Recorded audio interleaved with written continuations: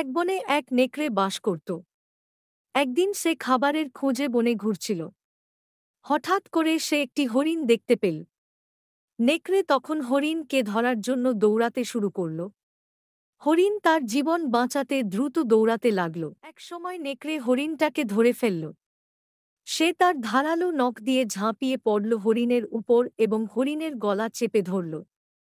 হরিণটি মুক্তি পাওয়ার জন্য প্রাণপণ চেষ্টা করছিল, কিন্তু নেকড়ের শক্তি এবং ক্ষিপ্রতার সামনে সে অসহায়, খুব ক্ষুধার্ত।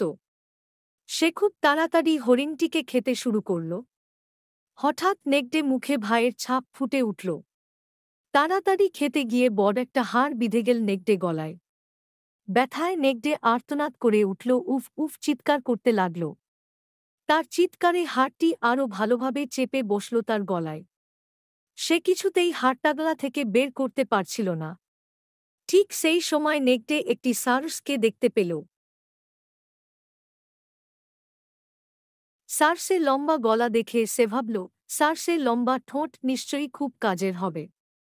সে নিশ্চিত আমার গলার ভিতর থেকে হাড়টা বের করে আনতে পারবে। নেকড়ে সার্সের কাছে গেল এবং তাকে বলল, বন্ধু তুমি কেমন আছো?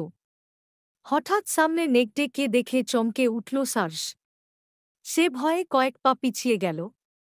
নেকড়ে বলল, বন্ধু তুমি আমাকে ভয় পেজো না। তোমার সাহায্য আমার খুব দরকার। তুমি যদি আমাকে একটু সাহায্য কর, তাহলে আমি তোমাকে অনেক বড় একটা উপহার দিব। সারস তখন জানতে চাইল, কি সাহায্য করতে পারি? নেকড়ে বলল, আমার গলা একটি হাড় বিঁধে আছে। তুমি কি তোমার লম্বা ঠোঁটের সাহায্যে আমার গলার হাড়টি বের করে দেবে? নেকড়ে সার্সের সামনে এসে মুখা করে বসল। সার্স তার লম্বা গলা ঢুকিয়ে দিল নেকড়ের মুখের ভিতর। সে তার ঠোঁট দিয়ে হাড়টি বের করে আনল।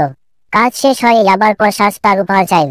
সেই কথা শুনে নেকড়ে অগ্নিদৃষ্টি মেলে তাকালো সার্সের দিকে এবং বলল, আমি তোমার জীবন ভিক্ষা দিলাম, সেটাই কি তোমার জন্য বড় উপহার নয়?